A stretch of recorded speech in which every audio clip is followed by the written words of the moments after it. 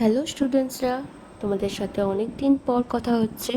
আজকে আমি একটা রথ বানানোর ভিডিও নিয়ে চলে এসেছি।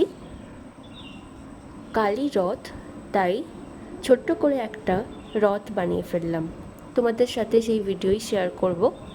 কার্ডবোর্ড দিয়ে কয়েকটা স্কোয়ার শেপ আর একটু বড় স্কোয়ার শেপ কেটে নিয়েছি। ছোটোগুলো 4টে আর বড়গুলো 2টো। আর একটু ত্রিভুজ মতো আকৃতির কার্ডবোর্ড আমরা কেটে নেব ঠিক 4টে।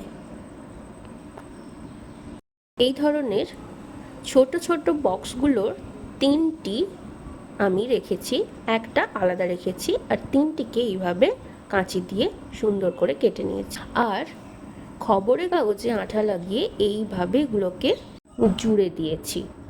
আর তারপর স্কাই কালার আর পিঙ্ক কালারের কাগজ দিয়ে এইভাবে আমি প্রত্যেকটা কার্ডবোর্ডকে এইভাবে কভার করে নিয়েছি চারদিক থেকে। আর এই বড় বড় কাগজগুলোর পিছন দিকটা না করলেও হবে। তারপর আমরা যেটা করব, এই বক্সটাকে আঠা দিয়ে এর ওপর লাগিয়ে নেব। আর একইভাবে রথের মাথাটা এই ত্রিভুজগুলো দিয়ে এইভাবে বানিয়ে নিয়েছি। ভিতর দিকে পিঙ্ক কালারের কাগজ দিয়েই বানিয়েছি। রথের ঠিক মাঝখানটা এরকম একটা হলুদ কার্ডবোর্ড লাগিয়েছি। আর তোমাদের ক্লাসে করিয়েছিলাম, তোমাদের নিশ্চয়ই মনে থাকবে, একটা ছোট্ট কাগজের ডিজাইন করে লাগিয়েছি এবং এইভাবে ডেকোরেশন করেছি। শেষে এইগুলো আঠা দিয়ে এইভাবে লাগিয়ে নিয়েছি। আর একটা পতাকা করার জন্য এইভাবে কাটিং করে পতাকাটার মাঝখানে এইভাবে লাগিয়ে নিয়েছি কাগজটা।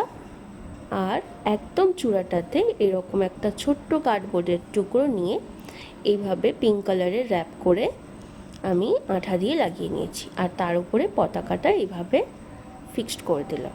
আর একটু ডেকোরেশনের জন্য ছোট ছোট কাগজ নিয়ে আমি এই রকম করে ডেকোরেশন করে নিয়েছি। আর দেখো কেমন লাগছে।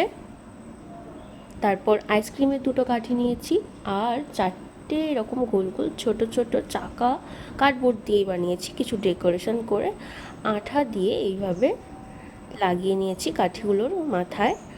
আর ফাইনাল লুকটা জাস্ট ওয়াও, দারুণ। সাইড থেকে দেখাচ্ছি, এই সাইড থেকেও দেখে নাও, খুব সুন্দর লাগছে। তোমাদের ছোট্ট একটা জগন্নাথ এঁকে ভিতরে লাগিয়ে দিতে পারো। আর অবশ্যই এইভাবে রথ তো দড়ি ছাড়া ইনকমপ্লিট, তাই অবশ্যই বাড়িতে করো আর আমাকে বলো কেমন হলো। আর একটা ছোট্ট করে লাইক করে দাও। আবার দেখা হচ্ছে।